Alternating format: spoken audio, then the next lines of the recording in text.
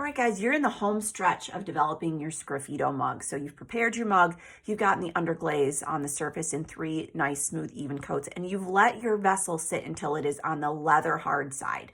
So I like carving into this material when it's not wet to the touch anymore. So what are some of the tools that we've discussed in the past for utilizing the Sgraffito technique? We love using these little small sculpting ribbon tools, right? With that sharper edge or even the more rounded edges. They're perfect for carving into clay, but also pulling some of that pigment off the surface. So I am aware that you guys have experience with the Sgraffito technique. We've talked about it in level 1. Another tool that I like utilizing would be a dull pencil. So a dull pencil is a fabulous tool for sketching things out on the surface of your clay, but also, giving a softer mark when you're pulling that pigment back. So based on your sketch, you are going to start mapping out where you want to carve into that clay. So I'm just going to start with one of my designs, and I'm actually going to start with my pencil.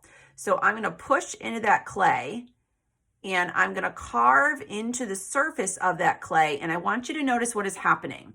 I've carved into the surface of the clay, and what is showing through underneath the underglaze is the clay body.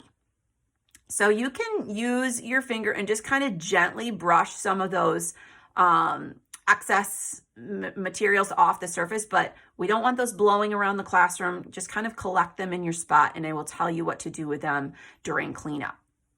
So again, what you're seeing now is the contrast of the underglaze that is on the surface of your vessel and the clay color that is underneath. So utilizing this technique, I want you to begin developing that Sgraffito technique to embellish the surface of your clay.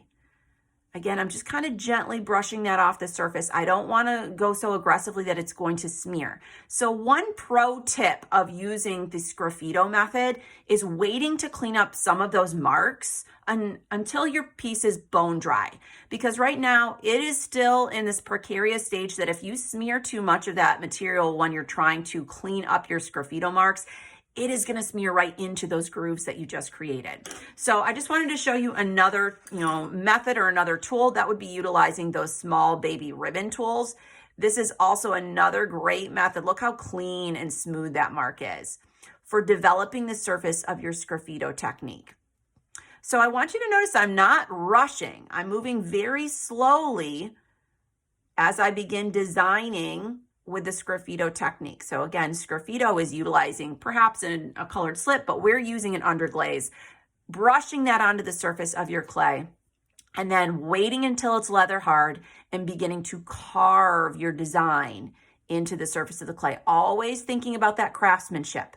So again, you notice that I'm not moving too quickly. I'm making sure I'm making nice, smooth marks, and I am not going to smear the material. I'm just going to gently brush it off. There's a lot stuck in those grooves still. I'm going to wait until those have become a bit more bone dry, and then I'll clean them off the surface. So come back and look at that last final picture of my Sgraffito mug. I want you to kind of assess where you're at in that process. Call me over if you've got questions. Good luck, guys. I can't wait to see what you come up with for the Sgraffito technique.